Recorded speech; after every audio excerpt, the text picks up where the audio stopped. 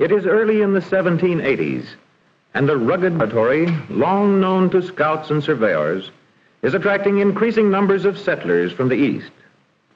Along the wilderness road they come, families with their animals, they trudge northwest. Behind them, the struggles of the Revolutionary War. Before them, the conquest of a wilderness. The journey is long and arduous, but it leads to a land of promise. And for Walter Taylor and his friend George Simmons, that is enough. These men have fought for freedom. They intend to make it real. A purpose fully shared by Mrs. Taylor and Mrs. Simmons, women of dauntless courage. Day after day, the party follows the unfamiliar trail, sometimes crossing the beds of streams carved through Kentucky limestone, streams bordered by forests of cherry, walnut, hickory, and oak. And there's many a hill to climb in the course of the weeks of travel.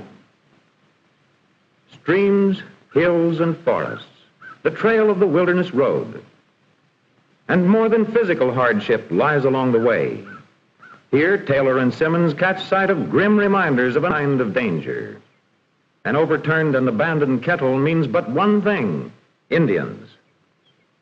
Nearby is further evidence of the swift and tragic raid: a woman's shoe and a child's bonnet. Not all who travel the wilderness road survive. But the fate that has fallen to others does not discourage these determined pioneers. They salvage the abandoned kettle and press on, knowing well the danger that surrounds them, but feeling a confidence born of courage. So the long days pass on the march, while the evenings bring pauses for the night in camps beside the trail.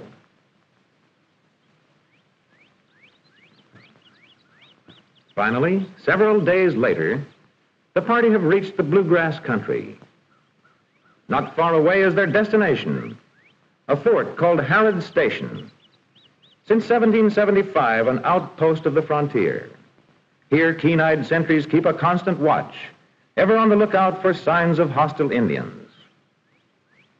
Within the fort enclosure lives a small community of settlers, some of them permanent residents, others temporary visitors, all of them busily engaged with the tasks of the frontier. Now from his post, the sentry catches sight of the group of new arrivals.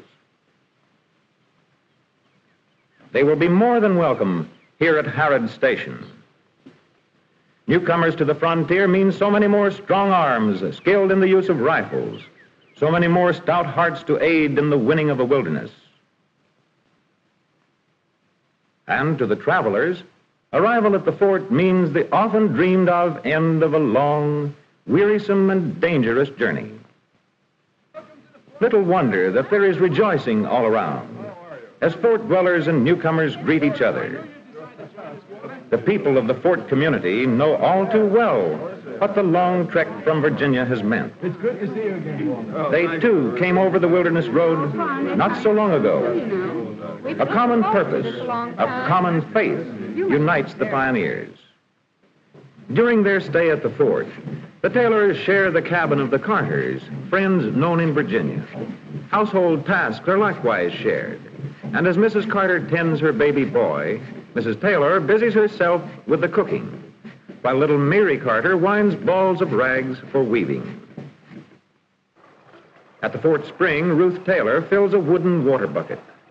Nearby, her brother John milks the family cow, kept inside the fort enclosure, along with other members of the fort's animal population, highly prized possessions of the little frontier community. So life at the fort goes on, with tasks for each and for all. Lye from wood ashes is laboriously stirred into an iron kettle of boiling animal fat. Thus is prepared the soap that is needed for laundering clothes and for other household uses. At the shop of the fort carpenter, Walter Taylor's host, Mr. Carter, is showing him the tools he can obtain here to equip himself for farming. A good strong plow, shaped by the carpenter's skillful hands, hands now engaged in fashioning household furniture. A broad axe will be needed for hewing the timbers for floors, for tables, and for benches. Yes, the carpenter, just now completing a stool for a fort household, can readily supply a number of tailor's needs. He has helped equip many a frontiersman. Now to locate Taylor's farm site. We'll take old Jim Bradley with us. He knows this territory better than any man in the fort. How's the land around here, Mr. Bradley? Well, now, I'll just tell you. If a man plants his land in corn and takes good care of it, he'll get 100 bushels to the acre. With middling care, he'll get 75, and if he don't plant at all, he'll still get 50. They say at the fort that sometimes Jim Bradley does exaggerate just a little. But he scouted this territory years ago, and he knows every hill and stream. In the busy life of the fort, schooling for the children is not neglected. A clay-floored cabin serves as a classroom where elementary lessons are provided for youngsters of widely varying ages. What letter is this? A. Now for another letter, but first the A, drawn with charcoal, must be erased. Perhaps the next letter will not be quite so easy. What letter is this? There seems to be a difference of opinion.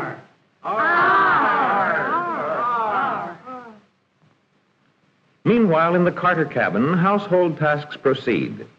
Mrs. Carter is busy at her loom, weaving cloth strips into floor mats, while Mrs. Taylor takes up a kettle of melted tallow from before the cooking fire, tallow she uses for pouring candles in a metal mold. We'll need those candles for the big doing Saturday night. They'll be ready. Yes, the candles will be needed Saturday night. And Saturday night, they're ready. The candles are ready. The chicken fixins, too, and the corn doings, too.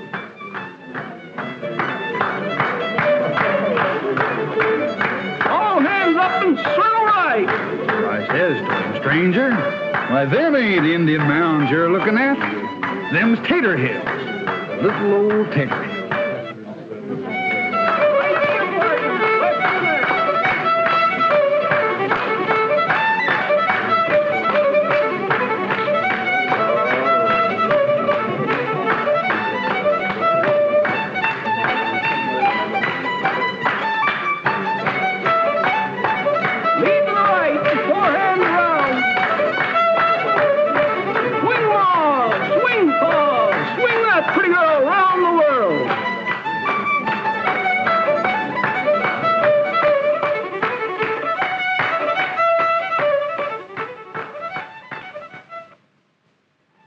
The days go by, and soon Taylor is felling trees from his own land for his own log cabin.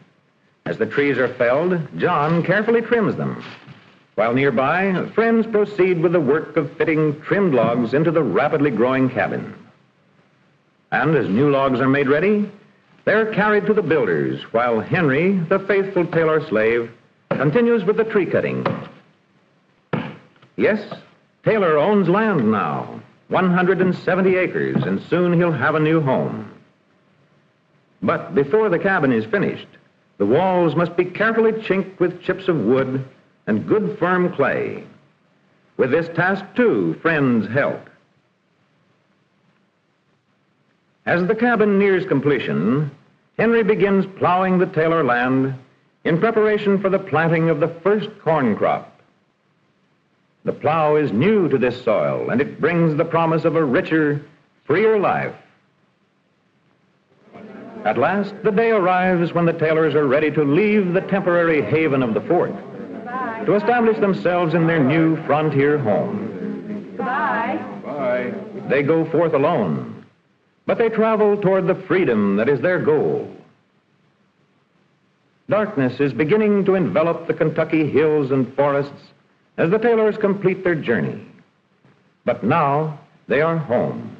They are on land that is theirs and theirs alone. And with land, a man can be free. Presently, as the smoke from their fireplace rises against the evening sky, the Taylors, proud and secure in their pioneer faith, face the radiant west that beckons still. If things don't go right, we can always move on. Let's not think about that. Not yet. No, but it's good to know there'll always be freedom out there. Freedom out there, always.